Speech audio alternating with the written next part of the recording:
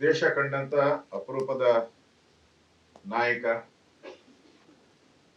ಮೂರನೇ ಬಾರಿ ಈ ದೇಶದ ಪ್ರಧಾನಿ ಆಗಿ ಸಮರ್ಥವಾಗಿ ದೇಶವನ್ನ ಯಾವುದೇ ಒಂದು ಭ್ರಷ್ಟಾಚಾರದ ಆಪಾದನೆ ಇಲ್ಲದೆ ವಿಶ್ವ ನಾಯಕರಾಗಿ ಮೂರನೇ ಬಾರಿಗೆ ಪ್ರಧಾನಮಂತ್ರಿಗಳಾಗಿ ಆಡಳಿತ ನಡೆಸ್ತಾ ಇರ್ತಕ್ಕಂಥ ನರೇಂದ್ರ ಮೋದಿಯವರ ಹುಟ್ಟುಹಬ್ಬ ಇವತ್ತು. ಅದಕ್ಕೋಸ್ಕರ ನಾವು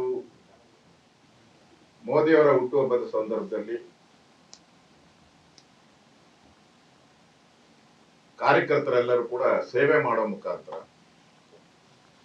ವಿಭಿನ್ನ ರೀತಿಯಾದಂತ ಹುಟ್ಟುಹಬ್ಬವನ್ನು ಆಚರಣೆ ಮಾಡಬೇಕು ಅಂತ ನಮ್ಮ ರಾಷ್ಟ್ರೀಯ ಅಧ್ಯಕ್ಷರ ಒಂದು ತೀರ್ಮಾನದಂತೆ ಇಡೀ ದೇಶದಲ್ಲಿ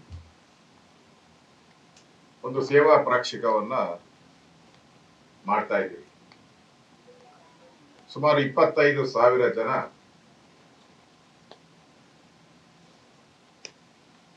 58,000 ಬೂತ್ಗಳಲ್ಲಿ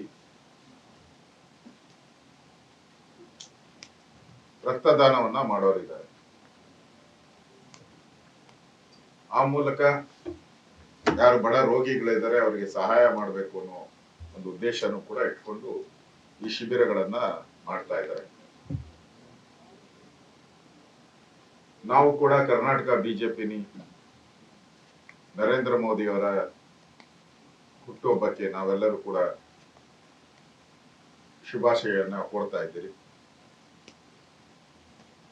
ನರೇಂದ್ರ ಮೋದಿ ಅವರು ದೇಶದ ಒಂದು ನಾಯಕತ್ವವನ್ನು ವಹಿಸಿಕೊಂಡ ಮೇಲೆ ಭಾರತ ದೇಶವನ್ನ ವಿಶ್ವ ಮಟ್ಟದಲ್ಲಿ ಒಂದು ವೇದಿಕೆಯನ್ನ ಇವತ್ತು ಸಿಕ್ಕಿದೆ. ಹಿಂದೆ ಆಗಿರತಕ್ಕಂತ ಬಹಳಷ್ಟು ಪ್ರಧಾನಿಗಳನ್ನ ನಾವು ನೋಡಿದ್ದೀವಿ. ಆದರೆ ನರೇಂದ್ರ ಮೋದಿಯವರ ರೀತಿ ಒಂದು ವಿಶ್ವ ಮಟ್ಟದಲ್ಲಿ ಯಾವುದೇ ದೇಶದಲ್ಲಿ ಕ್ರೈಸಿಸ್ ಆದರೂ ಕೂಡ, ಇವತ್ತು ರಷ್ಯಾ ಇರ್ಬೋದು, ಉಕ್ರೇನ್ ಇರ್ಬೋದು, ಬೇರೆ ಬೇರೆ ದೇಶದ ಕ್ರೈಸಿಸ್ ಆದರೂ ಕೂಡ ನಮ್ಮ ದೇಶದ ಪ್ರಧಾನಮಂತ್ರಿಗಳ ಜೊತೆ ಮಾತಾಡಬೇಕು, ಅವರು ಈ ಸಮಸ್ಯೆಯನ್ನ ಬಗೆಹರಿಸಬಹುದು ಅಂತ ಹೇಳುವಂತ ಒಂದು ಮಟ್ಟಕ್ಕೆ ಇವತ್ತು ನರೇಂದ್ರ ಮೋದಿಯವರು ವಿಶ್ವ ನಾಯಕರಾಗಿ ಹೊರಹೊಮ್ಮಿದ್ದಾರೆ. ಅವರು ವಿಶ್ವ ನಾಯಕರಾಗಿರೋದ್ರಿಂದ ಭಾರತಕ್ಕೆ ಪ್ರತಿಯೊಬ್ಬ ಪ್ರಜೆನೂ ಕೂಡ ವಿಶ್ವ ನಾಯಕರಾದಂಗೆ ಆ ರೀತಿಯ ವರ್ಚಸ್ಸನ್ನ ನರೇಂದ್ರ ಮೋದಿಯವರು ಭಾರತಕ್ಕೆ ತಂದುಕೊಟ್ಟಿದ್ದಾರೆ. ವಿಶೇಷವಾಗಿ ಭಾರತ ಇವತ್ತು ಅಭಿವೃದ್ಧಿ ಹೊಂದಿದ ದೇಶವಾಗಿ ಹೊರಹೊಮ್ಮೋದಕ್ಕೆ ಪ್ರಯತ್ನಗಳನ್ನ ನರೇಂದ್ರ ಮೋದಿಯವರು ಮಾಡ್ತಾ ಇದ್ದಾರೆ.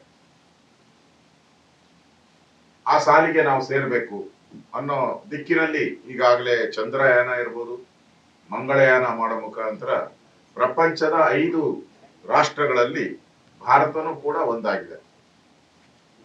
ಆ ಗರಿಮೆಯನ್ನ ನರೇಂದ್ರ ಮೋದಿಯವರು ನಮಗೆ ಕೊಟ್ಟಿದ್ದಾರೆ. ನಮ್ಮ ವಿಜ್ಞಾನಿಗಳು, ನಮ್ಮ ಇಂಜಿನಿಯರ್ಸು, ಇವರೆಲ್ಲ ಪರಿಶ್ರಮದಿಂದ ಇವತ್ತು ಭಾರತ ವಿಶ್ವ ಮಟ್ಟದಲ್ಲಿ ಅಂತರಿಕ್ಷ ಯಾನದಲ್ಲಿ ನಾವೀಗಾಗಲೇ ಈ ಗುರಿಯನ್ನ ನಾವು ಸಾಧಿಸಿದ್ದೀವಿ.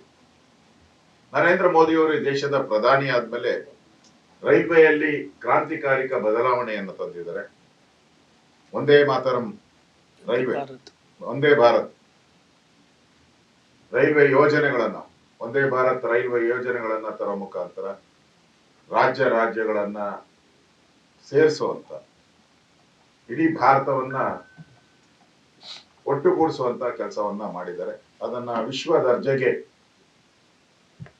ಒಂದೇ ಭಾರತ್ ರೈಲು ವಿಶ್ವ ದರ್ಜೆಯ ಮಟ್ಟದಲ್ಲಿ ಬೆಳೆಯೋ ರೀತಿಯಾಗಿ ಇವತ್ತು ಅವಕಾಶಗಳಾಗಿದೆ. ಅದೇ ರೀತಿ ನಮ್ಮ ಪೋರ್ಟ್ಗಳು ಕೂಡ, ಬಂದರುಗಳು ಕೂಡ ವಿಶ್ವ ದರ್ಜೆಯ ಬಂದರುಗಳಾಗಿ ಇವತ್ತು ಪರಿವರ್ತನೆ ಆಗ್ತಾ ಇರುವಂತದ್ದು ನರೇಂದ್ರ ಮೋದಿಯವರ ಕಾರ್ಯಶೈಲಿ. ರಸ್ತೆಗಳಂತೂ ಗಡ್ಕರಿಯವರು ಮಂತ್ರಿ ಆದ್ಮೇಲೆ ದೇಶದಲ್ಲಿ ಇರ್ತಕ್ಕಂಥ ರಸ್ತೆಗಳು ವಿಶ್ವ ಮಟ್ಟದ ರಸ್ತೆಗಳಾಗಿ ಪರಿವರ್ತನೆ ಆಗಿದೆ. ನಾವು ಬೆಂಗಳೂರು ಮೈಸೂರು ಎಕ್ಸ್ಪ್ರೆಸ್ ಹೈವೇನು ನಾವು ನೋಡ್ತಾ ಇದ್ದೀವಿ. ಅದೇ ರೀತಿ ಬೆಂಗಳೂರು ಚೆನ್ನೈ ರಸ್ತೆನೂ ಕೂಡ ಈಗಾಗಲೇ ತಯಾರಾಗಿದೆ, ಅದನ್ನು ಕೂಡ ಪ್ರಗತಿಯಿಂದ ಕೆಲಸ ನಡೀತಾ ಇದೆ. ಅಂದ್ರೆ ಎಲ್ಲಾ ರಾಜ್ಯಗಳಲ್ಲೂ ಕೂಡ ರಸ್ತೆಗಳ ಆಧುನೀಕರಣ ಈ ಮಟ್ಟದಲ್ಲಿ.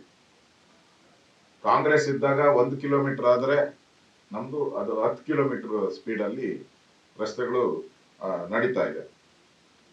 ಅದ್ರ ಜೊತೆಗೆ ಕಿಸಾನ್ ಸನ್ಮಾನ್ ಯೋಜನೆ ಇರ್ಬೋದು, ಅದೇ ರೀತಿ ಕೇಂದ್ರ ಸರ್ಕಾರ 7 ಲಕ್ಷದವರೆಗೆ ಆದಾಯ ತೆರಿಗೆ ಮೇಲೆ ತೆರಿಗೆಯನ್ನ ವಿನಾಯಿತಿ ಕೊಡ್ತಾ ಇರ್ತಕ್ಕಂಥದ್ದು, ಮಹಿಳಾ ಸಬಲೀಕರಣ ಇರ್ಬೋದು, ಯುವ ಸಬಲೀಕರಣ ಇರ್ಬೋದು, ಇವೆಲ್ಲನೂ ಕೂಡ ನರೇಂದ್ರ ಮೋದಿ ಅವರು ಬಂದ ಮೇಲೆ ಅದಕ್ಕೆ ಒಂದು ಹೊಸ ರೂಪಗಳನ್ನ ಕೊಟ್ಟಿದ್ದಾರೆ. ಅದೇ ರೀತಿ ಕಾಶ್ಮೀರ, ಒಂದು ದೇಶದಲ್ಲಿ 2 ಧ್ವಜ 2 ಸಂವಿಧಾನ ಇರಬಾರ್ದು ಅಂತ ನಮ್ಮ ಬಿಜೆಪಿಯ ಘೋಷಣೆ ಆಗಿತ್ತು. ನಾವು ಸುಮಾರು 30-40 ವರ್ಷ ಹಿಂದೆಯಿಂದ ಈ ಘೋಷಣೆಯನ್ನ ಪ್ರಸ್ತಾವ ಮಾಡಿದ್ವಿ. ಆದ್ರೆ ಕಾರ್ಯರೂಪಕ್ಕೆ ಬಂದಿದ್ದು ನರೇಂದ್ರ ಮೋದಿಯವರು ಈ ದೇಶದ ಪ್ರಧಾನಿ ಆದ್ಮೇಲೆ ಒಂದು ದೇಶದಲ್ಲಿ ಒಂದೇ ಫ್ಲಾಗು, ಅದು ತ್ರಿವರ್ಣ ಧ್ವಜ. ಆ ದಿಕ್ಕಿನಲ್ಲಿ ಇವತ್ತು ಪ್ರಗತಿ ಆಗಿದ್ರೆ ಅದು ಈ ಕ್ರೆಡಿಟ್ ಕೂಡ ನರೇಂದ್ರ ಮೋದಿ ಅವರಿಗೆ ಸಲ್ಬೇಕಾಗುತ್ತೆ. ಹಿಂದೆ ನಾವು ಇದಕ್ಕೋಸ್ಕರ ಹೋರಾಟ ಮಾಡಿದ್ರಿ, ಕಾಶ್ಮೀರ್ ಚಲೋ ಹೋರಾಟನೂ ಕೂಡ ಮಾಡಿದ್ರಿ, ತ್ರಿವರ್ಣ ಧ್ವಜವನ್ನ ಅಲ್ಲಿ ಹಾರಾಟನೂ ಕೂಡ ಮಾಡಿದ್ರಿ. ಆದ್ರೆ ಈ 370ನೇ ವಿಧಿಯನ್ನ ತೆಗೆದುಹಾಕಿದ್ಮೇಲೆ ಇವತ್ತು ಅಲ್ಲಿ ಭಾರತದ ಒಂದು ಅಂಗ ಅನ್ನೋ ರೀತಿ ಅಲ್ಲಿ ಜನ ಬಂದಿದ್ದಾರೆ. ಈಗ ನಾನು ಕೂಡ ಅಲ್ಲಿಗೆ ಭೇಟಿ ಮಾಡಿದ್ದೆ, 1 ವರ್ಷದ ಹಿಂದೆ ನಾನು ಕೂಡ ಅಲ್ಲಿ ಹೋಗಿ ಭೇಟಿ ಮಾಡಿದ್ದೆ. ಅಲ್ಲಿ ಜನ ಇವಾಗ ಸಂತೋಷದಲ್ಲಿದ್ದಾರೆ. ಮೊದಲು ಸಂಜೆ 5 ಗಂಟೆ ಆದ್ಮೇಲೆ ಮನೆಯಿಂದ ಯಾರು ಆಚೆ ಬರ್ತಾ ಇಲ್ಲ. ಈಗ ರಾತ್ರಿ 11-12 ಗಂಟೆವರೆಗೂ ಕೂಡ ಅಲ್ಲಿ ಓಡಾಡುವಂತ ಪರಿಸ್ಥಿತಿ ಇದೆ. ನಾನು ಕೂಡ ಅಲ್ಲಿ ಹೋಗಿದ್ದೆ. ಅಲ್ಲಿರುವಂತ ಜನನು ಕೂಡ ಈಗ ಒಳ್ಳೆ ವ್ಯಾಪಾರ ವಹಿವಾಟು ಆಗ್ತಾ ಇದೆ, ನಮ್ಮ ಜೀವನ ನಡೀತಾ ಇದೆ, ಸಂತೋಷವಾಗಿದ್ದಾರೆ. ಅದರ ಕ್ರೆಡಿಟ್ ಕೂಡ ನರೇಂದ್ರ ಮೋದಿ ಅವರಿಗೆ ಸಲ್ಬೇಕು.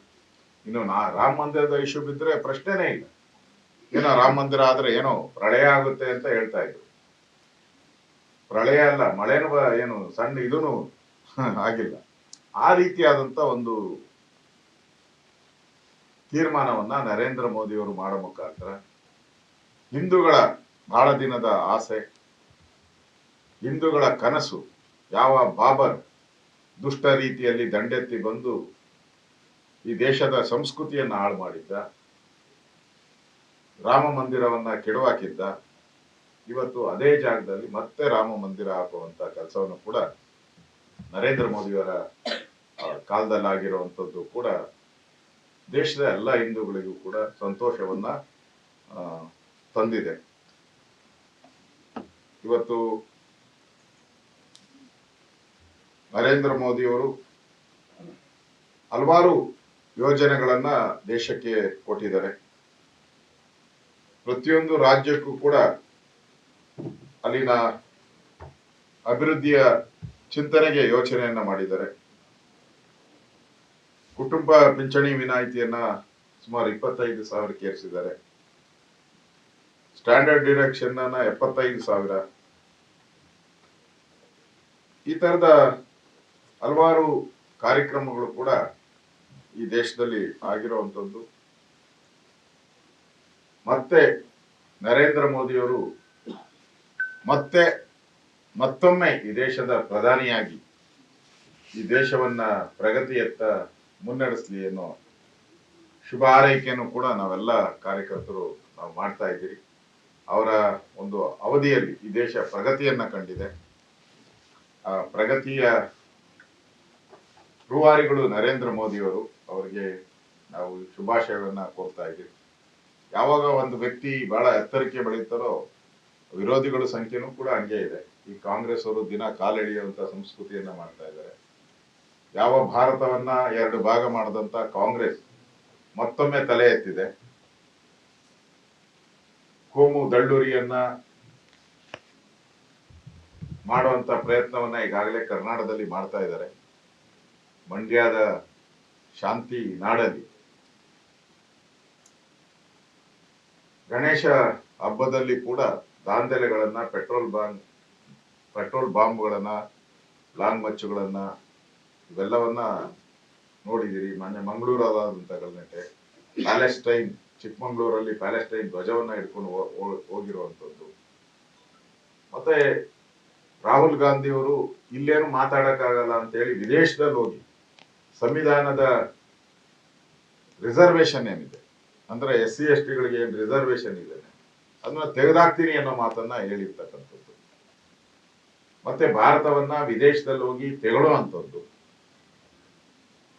ಭಾರತವನ್ನ ಯಾರು ವಿರೋಧ ಮಾಡ್ತಾರೆ, ಸತತವಾಗಿ ಪಾಕಿಸ್ತಾನಕ್ಕೆ ಬೆಂಬಲ ಮಾಡ್ತಾರೆ ಅಂತವ್ರ ಜೊತೆ ಟೀ ಪಾರ್ಟಿ ಮಾಡುವಂಥದ್ದು.